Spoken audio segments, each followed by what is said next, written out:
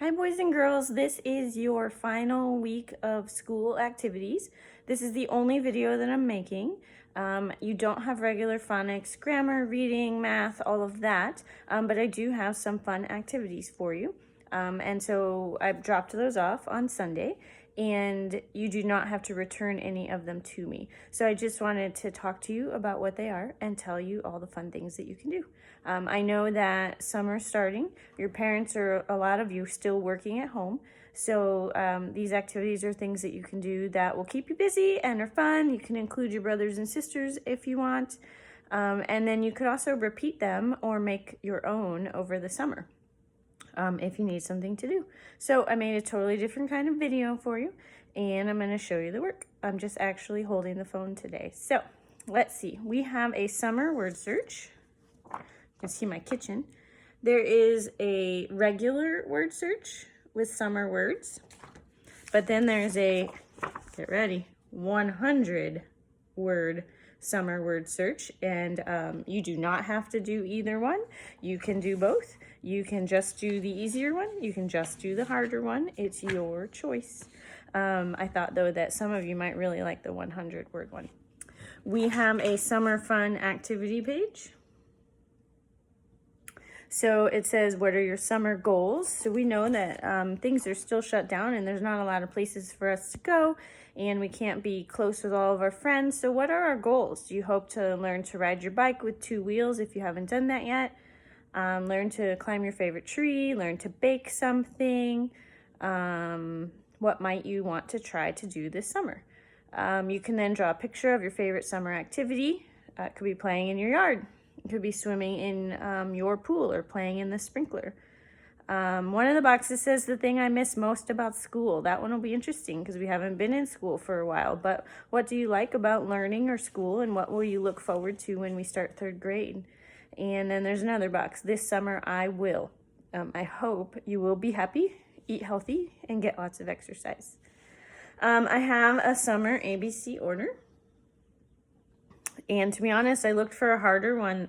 These all have words that start with different letters, so it's not that difficult. I have a scavenger hunt, A to Z. And so you could do that inside, outside, however you want, but I started with it going around my house. I had my boys do it, and you look for something for each letter of the alphabet. So I gave each of the kids one, so you can make more copies on your printer if you want, or just on a piece of paper. And like with A, Jake found an apple. And then with B, Luke found our bicycles. So you write down the item that you find and try to get through the whole alphabet. It's going to get a little tricky when you get to the end. 2 more scavenger hunts. This is an indoor scavenger hunt. You can look for these items. And then again, you could write them down and do it with your brothers and sisters, and maybe race to see who can find them all first, or work together as a team and collect all the items. The other one is a neighborhood scavenger hunt. This one you need to check with an adult because you might be out and about in the yard or around a few houses by your house to make sure it's okay for you to be out by the street. But so some of these things are things you might not have, but your neighbors, like a house with a black railing on the sidewalk, or a porch with 2 chairs, or a license plate that has an A in it. So just some fun scavenger hunt ideas. And again, if you don't use these this week, you could use them all summer. Another one, and this is one we did here in my house, was a spoon tower STEAM challenge. STEAM is science, technology, engineering, and math. You do that with Mrs. Bick, but you try to build a structure and you get a certain number of points for how much your structure will hold. We had fun with this one. This was good.